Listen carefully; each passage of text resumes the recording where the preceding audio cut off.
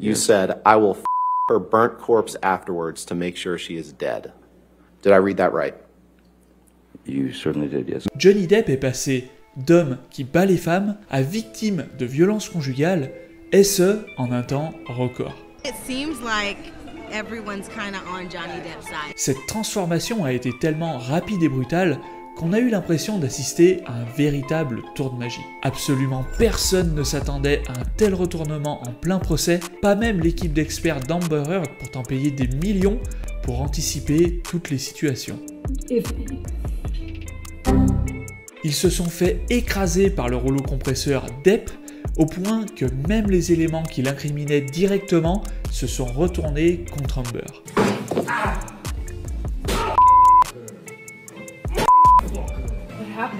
If she was intimidated, why was she filming? If she was scared to death, why didn't she leave? Mais alors, comment Johnny a-t-il réalisé un tel tour de force alors qu'il avait déjà perdu un premier procès sur le même sujet en 2020 ? À l'époque, il n'avait même pas pu faire appel tellement les preuves l'accablaient. But the court found that Mr. Depp had committed at least 12 acts of domestic violence, including sexual violence, against Amber. Pourtant, à l'issue de son procès de 2022, il ressort en véritable héros.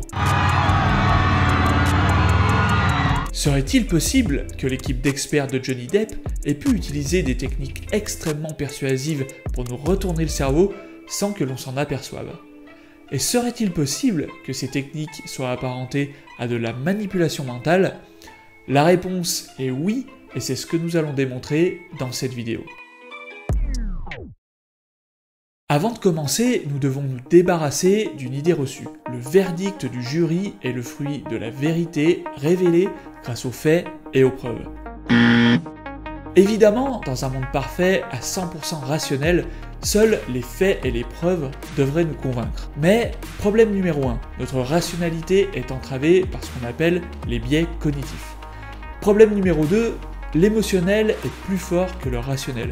Et problème numéro 3, notre identité est plus fort que l'émotionnel et le rationnel réunis. Pour démontrer que lors d'un procès, c'est l'identité qui prend le dessus sur le reste, penchons-nous sur l'affaire la plus médiatisée aux États-Unis avant l'affaire Johnny Amber, l'affaire O.J. Simpson. Malgré les preuves ADN qui identifiaient O.J. Simpson avec une certitude de 100% comme étant l'assassin de son épouse, à la fin du procès, il a été innocenté par le jury. Comment ? L'équipe d'experts d'O.J. Simpson a réussi à le faire passer pour un symbole de la communauté noire, et si les jurés le mettaient en prison, il donnerait raison à des policiers blancs extrêmement racistes. Les jurés étant constitués essentiellement de citoyens noirs, ils l'ont innocenté. Le plus dingue, c'est que la NBC avait réalisé un sondage qui indique que dans l'opinion publique, 87% des citoyens des États-Unis de race blanche pensaient qu'O.J. Simpson était coupable, contre seulement 18% de ceux de race noire. Toute la question, c'est de savoir comment les équipes d'experts parviennent à nous faire oublier les preuves au profit de l'identité. La réponse nous est donnée directement par l'incarnation à l'écran de Ginny Cochran, l'avocat d'O.J. Simpson. Le plus important dans cette affaire, c'est l'histoire. Au lieu de répondre à son histoire ou d'essayer de la réfuter, on ferait mieux d'en raconter une autre plus crédible. On doit rassembler le jury au coin du feu et raconter une meilleure histoire. Et c'est exactement ce qu'a fait l'équipe d'experts de Johnny Depp. Ils ont remplacé l'histoire d'Amber qui raconte que Johnny est un homme qui bat les femmes par une histoire plus crédible. My mother had the ability to be as cruel as anyone can be. An ashtray being flung at you, you know, it hits you in the head. Or my father, as she was rationing him with horrible things. Never a moment when my father lost control and attacked my mother or hit my mother. The most that he would do is he would punch a wall. Alors que Johnny ne parle à aucun moment ni d'Amber ni de lui à l'âge adulte, une pensée se dessine dans notre esprit. Est-ce que ça ne serait pas en réalité Amber qui a martyrisé Johnny ? Et si Johnny s'était montré violent uniquement parce qu'il a été poussé à bout par Amber? Mais oui, c'est une évidence. C'est forcément comme ça que ça s'est passé. Ah, pauvre Johnny. Sa mère jetait des objets pour blesser Johnny. Amber a admis elle aussi lui jeter des objets dessus. Just because they're vases does not mean that you come and knock on the door. Really, I should just let you throw. Son père frappe la maison quand sa mère le pousse à bout. Johnny lui aussi frappe la maison, soi-disant quand Amber le pousse à bout. Et donc, pendant 21 minutes 42 secondes, Johnny Depp va se servir de l'histoire de ses parents pour nous insinuer tout ce qu'il voudrait que l'on pense à propos de lui et d'Amber. She was quite cruel. Physical abuse, verbal abuse, name calling, and bullying, psychological play, demean, humiliate. I had no power to change what was inside of her. My father was not an abusive man, very kind man, very quiet man, not a confrontational person, very, very stoic, gentleman and calm, good man. Why doesn't he leave her? Quand les membres de l'équipe d'Amber se rendent compte de la pièce de théâtre qui se joue devant eux, ils font une objection, mais l'avocate de Johnny Depp répond « Your Honor, this is just an understanding of his perception of his family. His family, his family, his family, his family. » Et le pire, c'est que techniquement, c'est la stricte vérité. L'association des parents de Johnny avec Amber et lui, nous ne la sommes créée tout seuls dans notre esprit. Et c'est là toute la magie de l'insinuation. Même si l'intégralité du témoignage de Johnny avait pour seul but de nous insinuer le parallèle entre la situation de ses parents et sa situation avec Amber, c'est impossible à prouver. Et maintenant que son histoire est dans tous les esprits, il peut facilement se sortir de toutes les situations, même les plus difficiles. You agree with me that the standards of a Southern gentleman were not in your mind in this particular moment, were they? I have had experiences in my life where that is a very normal, primal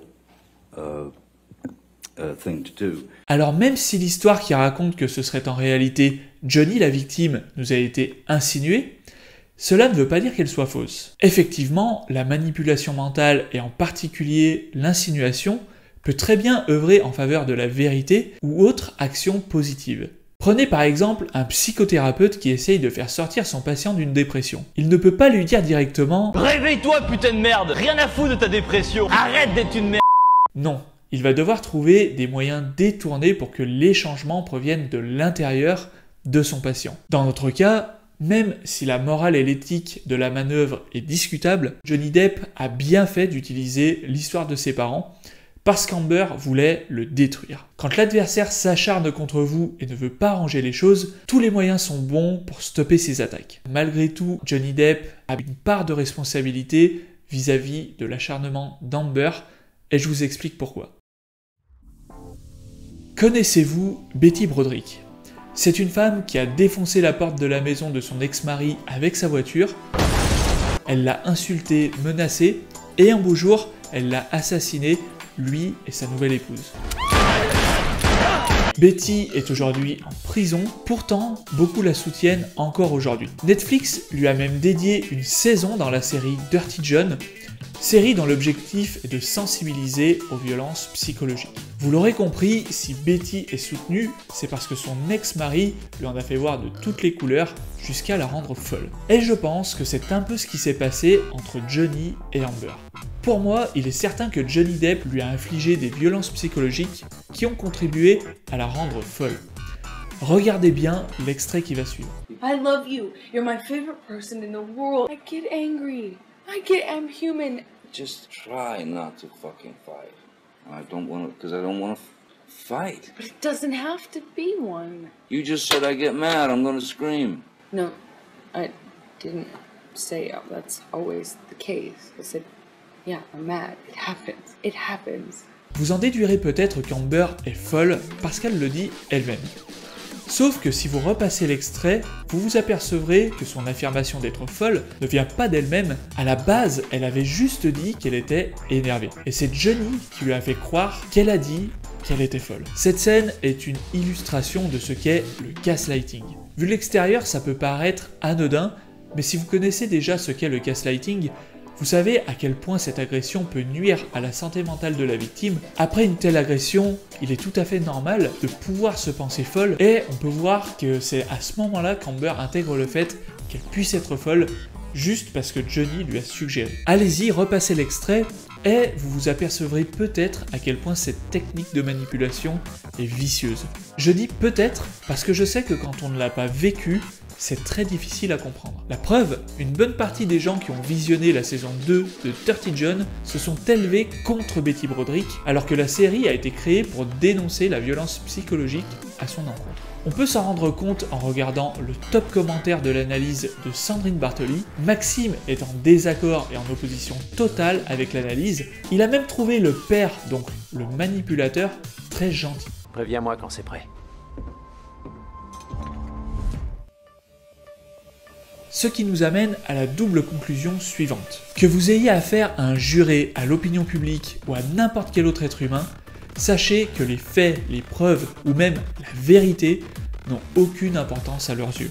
Oh bien sûr, si vous leur demandez, ils vous diront qu'il n'y a que ça qui compte, mais en réalité, la seule chose qui compte vraiment, c'est la cohérence de votre histoire. Et je ne parle pas d'une cohérence intrinsèque, mais d'une cohérence avec l'identité de votre interlocuteur. Si vous êtes intéressé pour en savoir plus sur comment l'identité, ou ce que j'appelle plus précisément le biais identitaire, nous influence, j'ai fait une vidéo qui traite le sujet en prenant l'exemple de la guerre en Ukraine. Elle se trouve juste là. Si ce point de vue sur la défense de Johnny Depp vous a plu, partagez cette vidéo. Si vous avez un point de vue différent, dites-le moi, je serai ravi de continuer le débat avec vous en commentaire. Et dans tous les cas, un petit pouce en l'air, ça fait toujours plaisir. Merci beaucoup pour votre écoute et à la prochaine.